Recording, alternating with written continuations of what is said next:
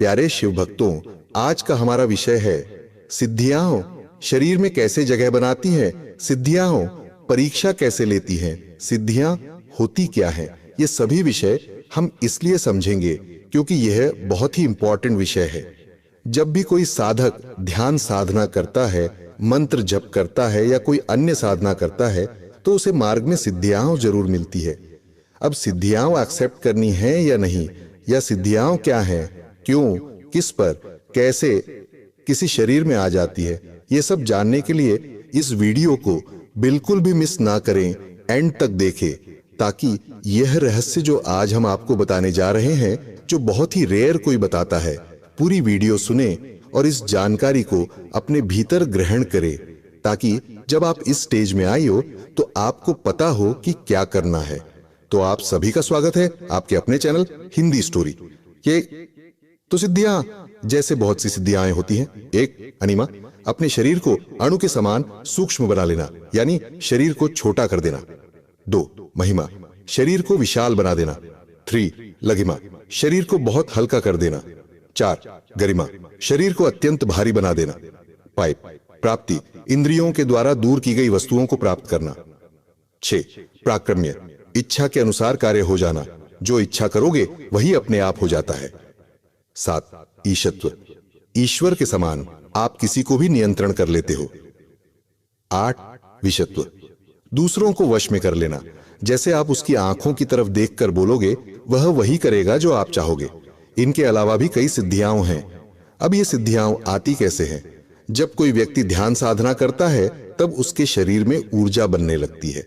जैसे ही वह शरीर त्याग देता है, कुछ समय बाद जब उसका समय आता है तो जो ऊर्जा उसके शरीर पर बनी होती है वही उस व्यक्ति की ऊर्जा होती है जिसने इकट्ठी की थी, वह सिद्धि बन जाती है। ऐसे जितने भी भक्त या संत हैं, कोई हनुमान जी की पूजा करता है, कोई शिव की, कोई काली मां की आदि, उनके शरीर में जो ऊर्जा बनी होती है, जब उनका शरीर समय काल समाप्त होता है तो उन्हीं की ऊर्जा एक सिद्धि के रूप में सर्वत्र फैल जाती है। इसलिए अलग अलग शरीरों पर अलग अलग सिद्धियां दिखाई देती हैं। सिद्धियां छोटे से बिंदु के आकार में भी होती हैं। जैसे औरतें बिंदी लगाती हैं, उतना साइज एक वाइट एनर्जी की तरह फील होती है और ये किसी भी चाकरा में जाकर बैठ जाती है।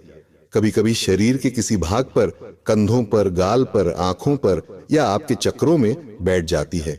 इनका पता कैसे लगता है? वहां कुछ ट्विचिंग सा महसूस होता है या कंपन।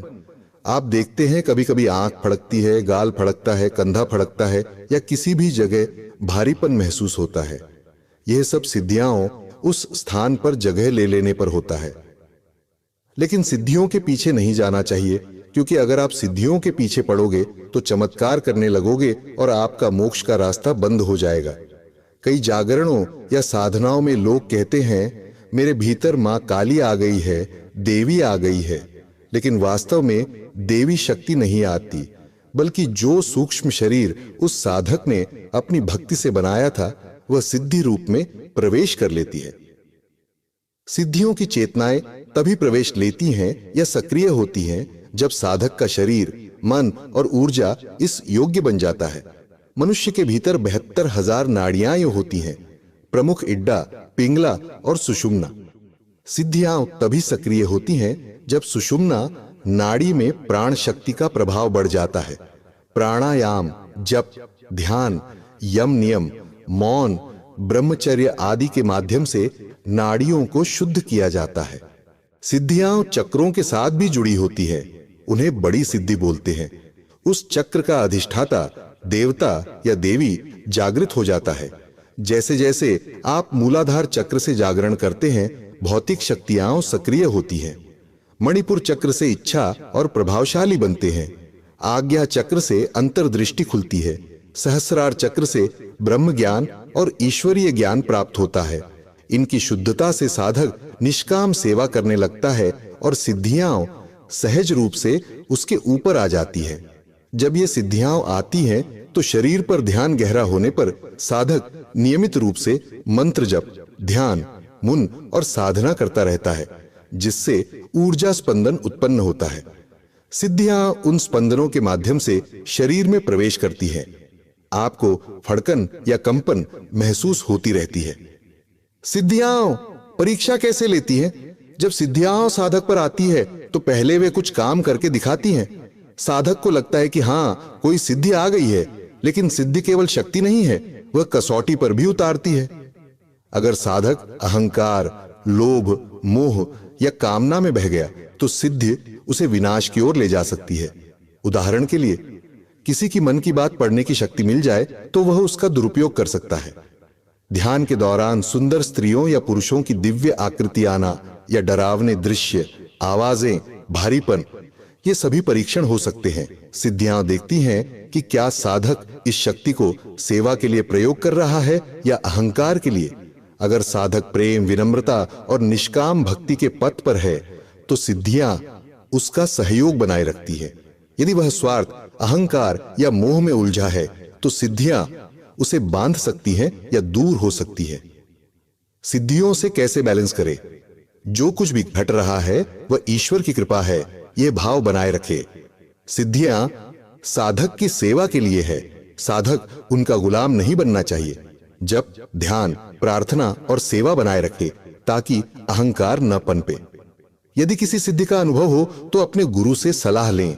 सिद्धियों का प्रयोग केवल दूसरों की सेवा, शांति और कल्याण के लिए करें।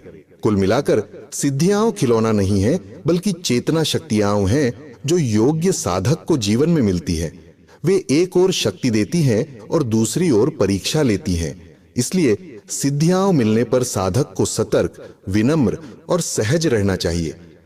सिद्धियां मंजिल नहीं है, वे मार्ग में मिलने वाले संकेत हैं कि आपको परमात्मा के मार्ग में कैसे आगे बढ़ना है। दोस्तों, हमने आपको सिद्धियों के बारे में पूरी जानकारी देने की कोशिश की है। इसमें और भी सिद्धियां होती हैं और सिद्धियों के 3 लेवल भी होते हैं। अगर आप चाहें तो उस पर भी हम वीडियो बनाएंगे। फिलहाल हमने सिद्धियों के आने, उनकी प्रकृति, परीक्षा और संतुलन के विषय कवर किए हैं। इसी के साथ हम विदा लेते हैं। अगर आप नए हैं तो चैनल को सब्सक्राइब करके बेल बटन दबा लें। धन्यवाद। हर हर महादेव।